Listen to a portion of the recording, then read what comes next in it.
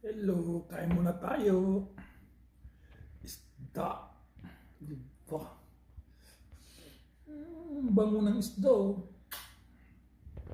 Bango ng isda. Ito ang isda dito sa Dubai. Ito ang aking lunch ngayon. Wow. Sarap.